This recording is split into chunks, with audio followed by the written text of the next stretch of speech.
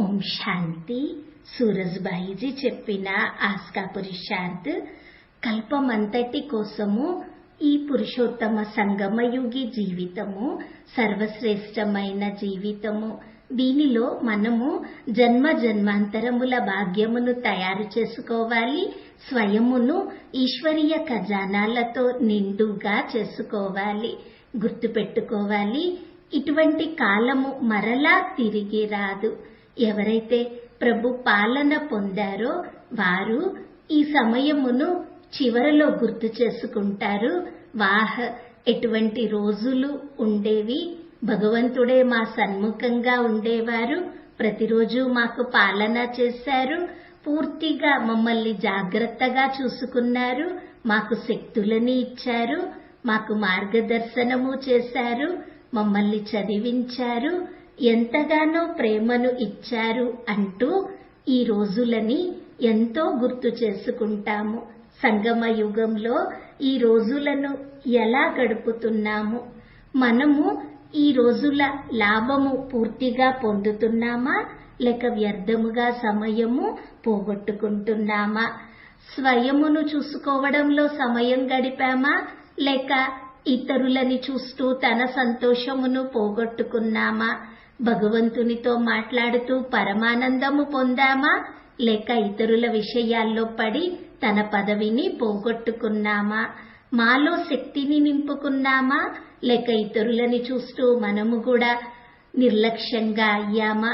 భాగ్యమును తయారు చేసుకునే ఈ రోజులను ఊరకే గడిపేస్తే పశ్చాత్తాపము తప్ప ఇంకేమీ లభించదు.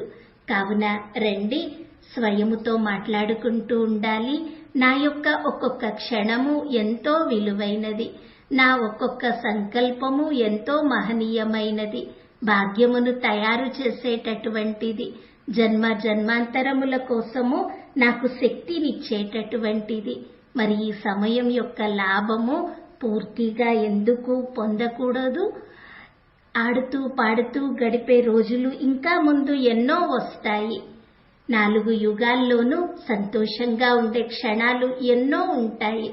మనుషులతో మాట్లాడుతూ ఉండే వేళ ఇంకా ఎంతో మన ముందు రానున్నది. కానీ పరమాత్ముని మిలనం యొక్క ఈ బంగారు క్షణాలు మరలా మరలా రావు. మరి మనమేమి చేస్తున్నాము? అక్కడ ఇక్కడ చిక్కుకోవడం లేదు కదా. నీది నాది అనే విషయాలలో, గౌరవ ప్రతిష్టల కామనలో, పేరు ప్రతిష్టలు ఆశిస్తూ, కల్పనలలో, అనుమానముల క్షణాలలో మన అమూల్య సమయమును పోగొట్టుకోవడం లేదు కదా. ఆలోచించండి. ఈ ధనము ఉపయోగపడదు. ఇప్పుడు ఉన్న పదవి, పొజిషన్స్, గౌరవము, ప్రతిష్ట ఏమీ ఉపయోగపడవు. ఇక ఉపయోగపడేది మహనీయ స్థితి, తన పుణ్యకర్మలు కూడా నిష్కామ భావముతో చేసినవి.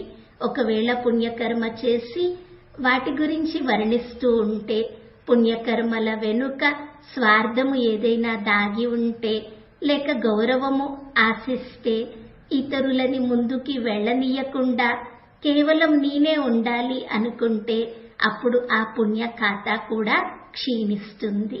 కావున మనము బుద్ధివంతుడైన తండ్రికి పిల్లలము.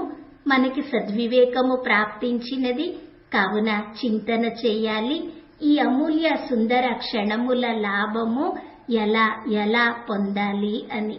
ఈ రోజంతా ఒక చక్కటి అభ్యాసము చేద్దాము. సూక్ష్మ వతంలో బాప్ దాదా నన్ను పిలుస్తూ ఉన్నారు. చూడండి, బాబా రండి పిల్లలు అని పిలుస్తూ ఉన్నారు. నేను ఎగురుతూ బాప్ దాదా వద్దకి చేరుకున్నాను. బాబా దృష్టిని ఇస్తూ ఉన్నారు. నా తలపై తన వరదాని హస్తమును ఉంచారు. బాబా చేతి నుండి సుఖమయ వైబ్రేషన్స్ నాలో ఇమిడిపోతూ ఉన్నాయి. అక్కడ నుండి కిందకు వచ్చి బాబాని రమ్మని పిలవాలి. బాబా రండి అని. సూక్ష్మవతన్ నుండి బాప్ దాదా మన వద్దకి వస్తూ ఉన్నారు. బాబా ఇప్పుడు ఎదురుగా నిలచి ఉన్నారు. మరలా బాబా నా తలపై తన వరదాని హస్తము ఉంచారు. ఇలా వచ్చే మరియు వెళ్ళే డ్రిల్లు ఈ రోజంతా చేద్దాము. ఓం శాంతి.